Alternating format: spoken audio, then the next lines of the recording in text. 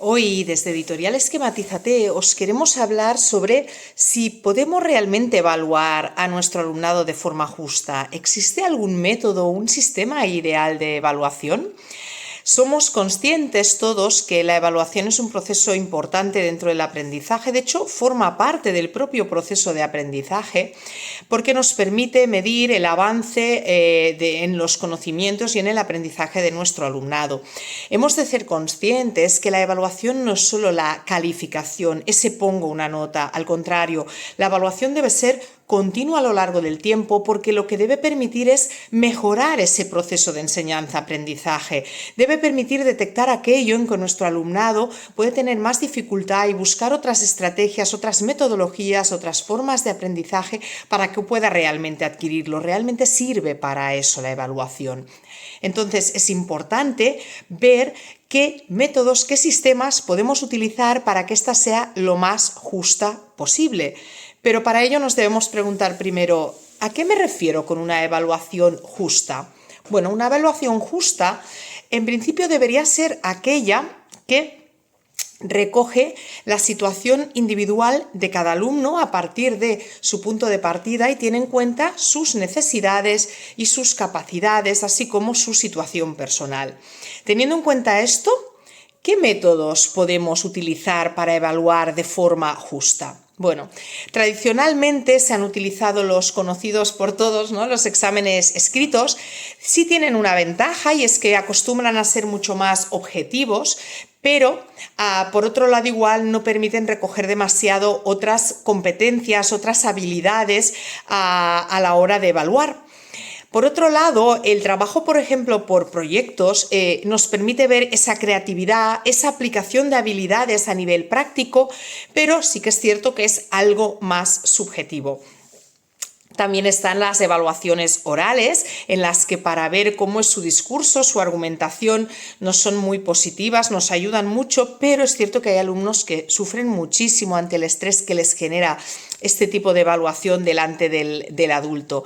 Entonces, es importante como docente tener en cuenta que aparte de estos métodos, hay muchísimos más. Existen las rúbricas en que el alumno y también nosotros, porque pueden ser de ambos tipos, podemos hacer tanto la heteroevaluación como la propia autoevaluación que hace el alumno.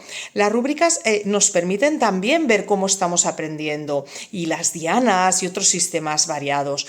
Además, sí que es importante tener en cuenta que a la hora de evaluar, utilicemos la metodología que utilicemos y es importante que sean sistemas variados, herramientas variadas y que sean de forma continua, pero sí es importante una cosa y es que debemos tener en cuenta que cada alumno aprende de forma distinta y eso en el momento de evaluar también debe ser considerado. A partir de aquí, ¿qué es especialmente importante para que esa evaluación sea una evaluación justa para nuestro alumnado? Por un lado, que sea una evaluación objetiva, es decir, que solo sean evaluados por el desempeño de aquello que queramos ver tal como lo han desarrollado, que no influyan otros factores externos en esto, es decir, no influya qué considero yo de ese alumno en cuanto a otros comportamientos, en cuanto a la familia, esto no debe de afectar en la evaluación. Otro aspecto importantísimo, la claridad. El alumno debe saber por qué le vamos a evaluar, por eso es tan importante trasladarle al inicio al alumno, a la alumna, los objetivos de ese aprendizaje, qué queremos que aprenda y cómo vamos a evaluarle, porque es la forma en que él o ella se puede preparar mejor para esa evaluación. Por otro lado, la adaptación. Una evaluación debe adaptarse siempre al estilo de aprendizaje del alumno, a sus características, a sus capacidades, porque al final lo que estamos viendo es a partir de dónde está cada uno, hasta dónde puede avanzar, cómo lo ha logrado o qué debemos cambiar si esto no es como esperábamos. Por otro lado, importantísima también, la retroalimentación constructiva y además lo antes posible después de haber hecho esa evaluación. Evaluar, sobre todo de forma continua, sirve para trasladar aquello que se debe trabajar o se debe mejorar y también para potenciar aquello que se está haciendo muy bien. Si no damos esto feedback a nuestro alumnado, ellos no van a saberlo. No sirve de nada un bien o un visto, que yo digo siempre que esto es más para los padres. El niño necesita ver cuando acaba la tarea, a veces incluso detectarlo él mismo, en qué me he podido equivocar, cómo lo podía haber hecho y que sea él el que lo pueda ver dándoles nosotros ese feedback, ¿sí?